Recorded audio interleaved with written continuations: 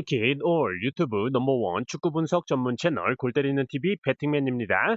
자, 일단 지난주 축구토토 승무패 51회차 유럽리그가 시작이 됐고 어느 정도는 예상대로 경기가 흘러갔지만 프리시즌과는 전혀 다른 경기력을 보여줬던 팀이 뉴캐슬과 노팅엄이었습니다.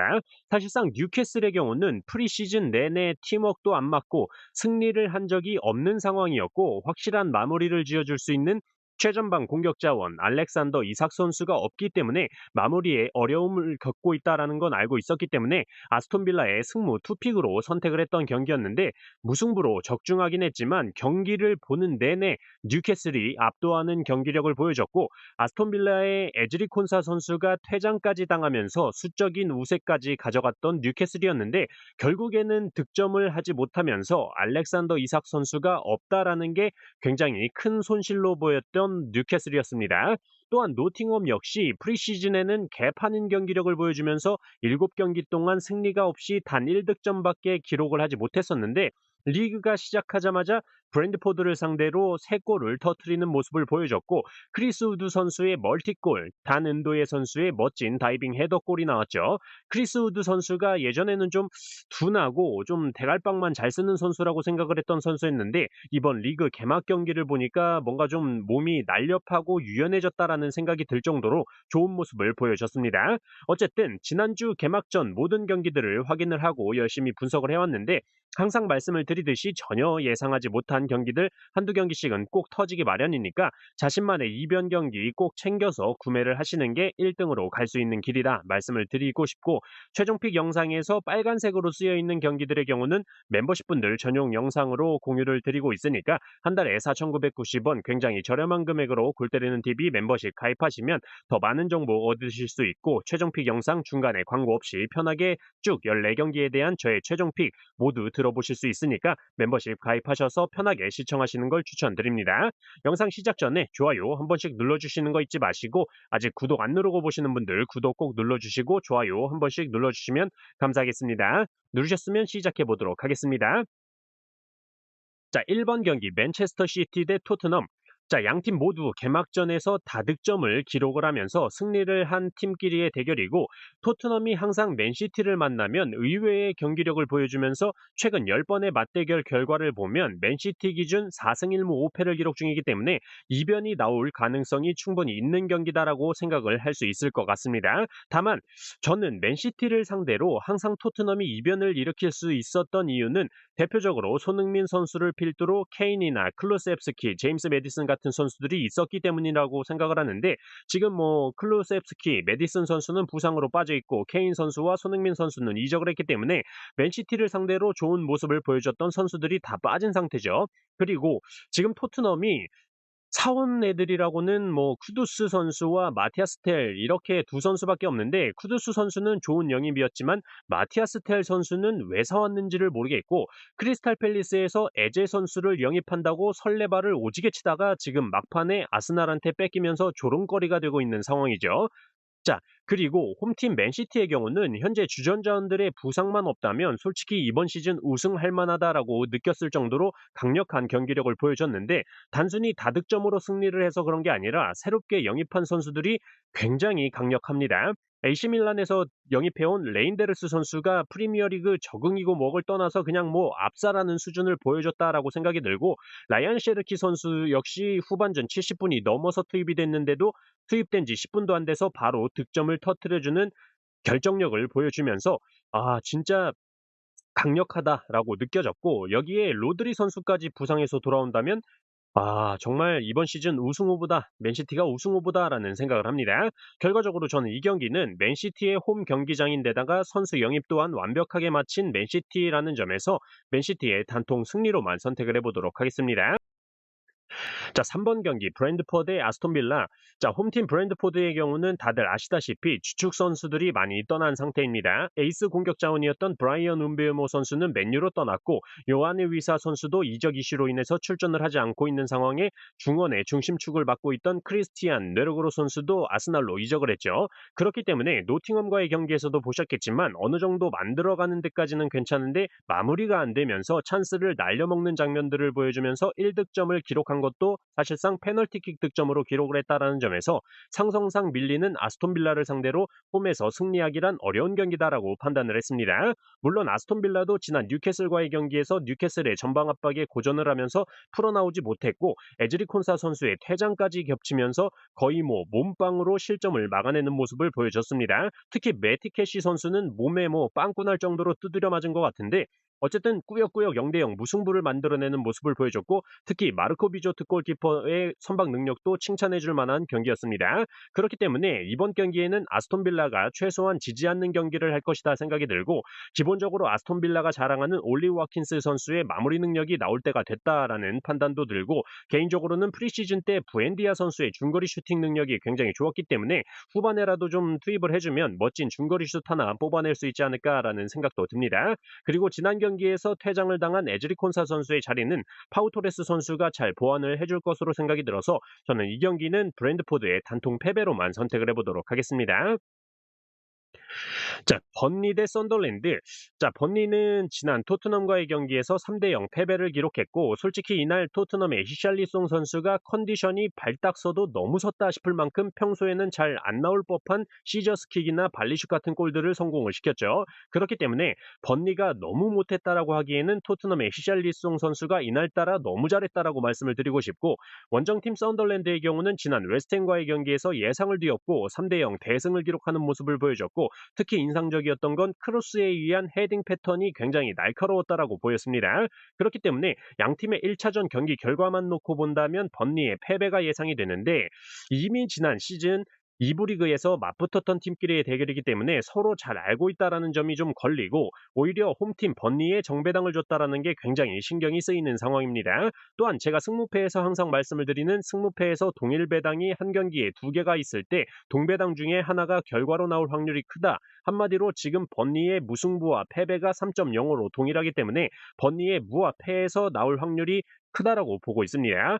또한 첫 경기를 봐도 사실상 썬더랜드를 상대로 번니가 승리하기란 어렵다라고 보이고 이미 번니의 스코파커 감독과 썬더랜드의 레지스 르브리 감독의 상대 전적이 스코파커 감독 기준 1무 1패라는 점에서 번니의 무와 패에서 고민을 많이 했는데 그래도 아까 말씀을 드렸다시피 2부 리그에서 경험을 해봤던 팀끼리의 대결이기 때문에 건니의 홈발을 겹쳐서 생각을 해볼 때 단통 무승부로 한번 선택을 하는 게 맞지 않나 생각이 들어서 저는 이 경기 번니의 단통 무승부로만 선택을 했습니다.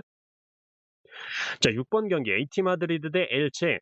자, AT 마드리드는 지난 에스파뇰 원정에서 충격적인 2대1 역전패를 당했죠. 초반에는 알바레즈 선수의 기가 막힌 프리킥 득점으로 무난하게 앞서 나갔고 만들어가는 과정들은 좋았지만 골대에 맞거나 수비벽에 맞으면서 추가 득점에는 실패를 했었고 홈팀 에스파뇰의 후반전에 교체 투입돼서 들어온 선수들의 프리킥 세트피스 한 방, 측면 얼리 크로스에 의한 옆통수 뽀록 헤딩골까지 떠지면서 역전패를 당했습니다. 다만 저는 AT 마드리드가 개막전 원정 경기에 대한 힘을 좀 뺐던 경기다라고 생각이 듭니다. 제가 AT 마드리드의 에이스 자원이라고 말씀을 드렸었던 그리즈만 선수는 후반 68분에서야 교체 투입이 됐었고 나폴리에서 영입해온 라스파도리 선수 역시 후반 68분에 투입이 됐죠.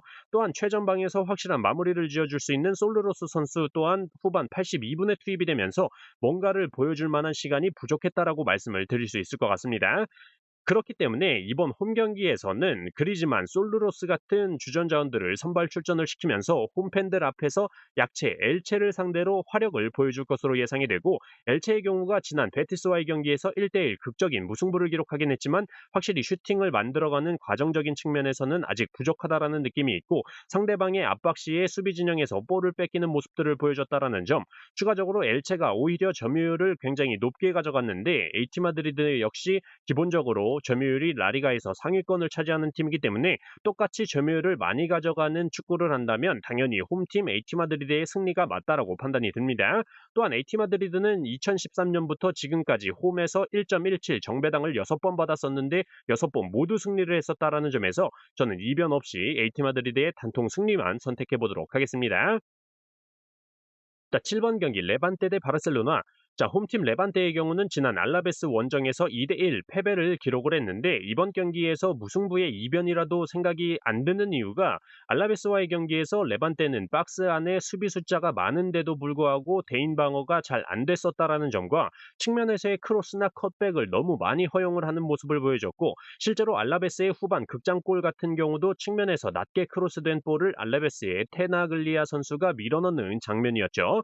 자, 근데 바르셀로나가 가장 잘하는 게 우측 측면은 라민 야말이 다 찢어버리면서 뚫고 들어가서 컷백이나 크로스 아니면 왼발 가마차기 슈팅 기가 막히죠. 왼쪽 측면은 하피냐 선수로 역시 뭐 측면 찢는 데는 도사인데다가 컷백을 굉장히 잘해주는 선수이기 때문에 페란 토레스 선수에게 골을 갖다 바칠 것이다 예상을 하고 있습니다.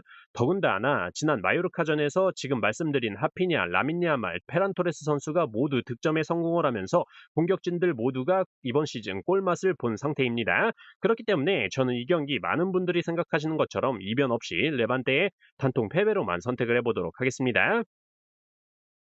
자, 8번 경기 크리스탈 대 노팅엄. 자, 이 경기는 정말 단순하게 생각을 해봤습니다. 크리스탈 팰리스의 경우가 노팅엄을 상대로 최근 10번의 맞대결 동안 단 한 번도 승리를 한 적이 없죠. 그렇기 때문에 상성상 노팅엄이 압도적으로 우세하다라고 보고 있고 제가 쇼츠 영상으로 올려드려서 뭐 많이들 보셨겠지만 에이스 공격 자원인 에베레치 에제 선수가 아스날로 이적이 확정됐기 때문에 공격 자원을 잃었다라는 점에서 에제가 있을 때도 노팅엄을 못 이겼는데 에제가 빠진 상태로 10번 동안 못 이기던 팀을 상대로 승리한다라는 건 힘들다라고 판단하고 있습니다. 또한 노팅엄은 개막전에서 크리스 우드 선수가 굉장히 좋은 컨디션을 보여주면서 멀티골을 터뜨려줬기 때문에 기세가 굉장히 좋다라고 보이죠. 다만 양팀 모두 어떻게 보면 프리미어리그에서 점유율을 낮게 가져가는 팀들이고 비슷한 스타일의 축구를 보여주고 있다는 점에서 양팀의 맞대결 결과도 무승부가 굉장히 많은 상황이죠. 저는 그렇기 때문에 이 경기는 많은 고민 없이 크리스탈 팰리스의 무패 투픽이면 패스할 수 있겠구나 판단이 들어서 크리스탈 팰리스의 무패 투픽으로 선택을 했습니다. 자, 11번 경기 풀럼 대 맨유. 저는 솔직히 지난 개막전 경기는 맨유의 패배 적중을 했지만 맨유한테 지난 시즌에 뒤통수 맞았던 게 너무 많아서 이 경기는 풀럼의 무패 투픽으로 가고 싶은 마음이 아주 강력한데 아스날과의 첫 경기를 본 이상 이 경기는 풀럼의 패배를 선택할 수밖에 없지 않나 생각이 듭니다. 일단 맨유가 아스날에 패배를 하긴 했지만 경기 자체는 맨유가 주도를 했다라고 말씀을 드리고 싶고 새롭게 영입된 은베우모, 마테우스 쿠냐 선수는 영입을 왜 했는지 그 가치를 확실히 경기에서 보여줬다라고 생각이 듭니다. 특히나 마테우스 쿠냐 선수는 유독 눈에 띄는 플레이를 보여줬다라고 생각이 들고 전체적으로 아모린 감독이 팀을 잘 만들어놨다라는 느낌이 강력하게 들었어요. 호일룬, 가르나초, 지르크지 같은 새끼들을 안 보니까 눈이 즐겁더라고요. 어쨌든 맨유의 경기력이 굉장히 향상됐다라는 걸 느낄 수가 있었던 경기였고 풀람의 경우는 솔직히 브라이턴과의 경기에서 무승부를 기록하긴 했지만 제가 기대했던 경기력보다는 좀 떨어지는 경기력을 보여줬다라고 말씀을 드리고 싶습니다. 또한 맨유가 특이하게 호일룬, 가르나초, 지르크지 같은 새끼들을 기용을 하면서 골 결정력이 개차반일 때도 물론 얘들이 넣진 못했지만 항상 풀럼 원정에서 승리를 하는 모습을 보여줬었다라는 점에서 이 경기는 풀럼의 단통 패배만 선택하는 게 맞다라고 판단이 들었습니다. 은베우모와 마테우스 쿠냐 그리고 지금까지 쓰러지는 맨유의 기둥을 붙잡고 버텨준 페르난데스 선수를 믿고 풀럼의 단통 패배로만 선택을 해보도록 하겠습니다. 자, 14번 경기 오비에도 대 레알 마드리드. 자, 레알 오비에도의 경우는 25년 만에 라리가로 승격을 한 팀으로 84년생 산티 카솔라 선수가 아직도 현역으로 뛰고 있는 팀이죠. 그렇기 때문에 선수단의 스쿼드 구성 자체가 사실상 1부 리그에서 버티기에는 힘든 구조다라고 말씀을 드리고 싶고 지난 비아레알과의 경기에서는 2대 0으로 패배를 기록하기도 했지만 주전 미들 자원인 레이나 선수가 퇴장을 당했기 때문에 이번 경기에 출전을 하지 못하는 상황입니다. 추가적으로 살로몬 론돈 선수는 페널티킥으로 앞서 나갈 수 있는 절호의 찬스를 날려먹으면서 자신감도 많이 떨어져 있을 거다라고 생각이 들고 솔직히 얘도 지금 89년생으로 축구 선수 나이로 봤을 때는 굉장히 노장인 선수죠.